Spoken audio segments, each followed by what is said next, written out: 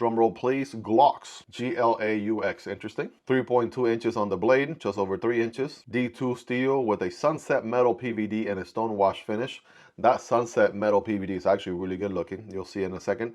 We got micarta handle and a button liner lock. Let's go ahead and take a look in here. Pretty standard Kizer unboxing. Here's the knife. We got some paperwork. We have a wiping cloth. We have some additional hardware, which is always appreciated from Kizer, and a koala sticker. All right, here we go, man. Oh man, okay, let's go ahead and let's break this down. We have, I always say this about this micarta they have going on here. They just call it micarta. To me, it kind of gives me the burlap micarta sort of look, but instead of brown, it's black instead with you know, the different textures and whatnot. We saw it recently on the April drop here on the Renaissance. Pretty awesome button liner lock with N690 steel. Check that one out if you haven't already. But it looks like they intend to do it in more models going forward. This one has the black and that sort of copper looking color combo. Let's go ahead and send it. We got thumb studs, deep pocket carry clip, not reversible. Something to keep in mind. But bam, here we go. Check it out. Definitely has a very sort of classy knife profile if you ask me. Beautiful drop point blade with the flat grind. This is going to be an in-house design, right? No particular designer, just Kizer as an in-house design.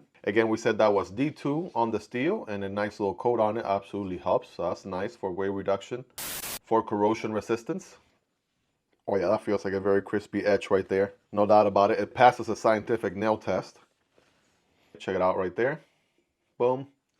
Absolutely a beautiful color. I absolutely dig it. And of course, we got ball bearing here. Great action. Very smooth on the open and close. Spidey flick we can get at the thumb stud nicely without any issues. Oh yeah, and thumb deployment of course, very nice. We have a captive pivot, big hardware here, T8 everywhere, including the pocket clip, which is absolutely a good call. We're gonna have recessed liners and 2 standouts for that sandwich construction. I am able to get a full 4-finger grip, right, on the hammer grip here. I can forward choke with a nice finger choil there. It's got some jimping both on the blade and on the handle itself. So we're lock and loaded, ready to go here, ready to get some work done. The blade is not too thick, not too thin, right? Very slicey geometry there. Feeling pretty good, and the action is very, very nice. Oh yeah, this is solid. Reverse grip, yeah, got you covered there. Friday night gas station fighting grip, that feels good. All the handles are nice and contour. And the Picot grip, not so much. Probably the least comfortable of them all. Now we do have some milling on the inside for weight reduction, especially on the non-liner side. It's more milled than the other one. And for all of these, actually, if they all rock a button up or a liner lock, Kizer's been doing a pretty good job with these lately.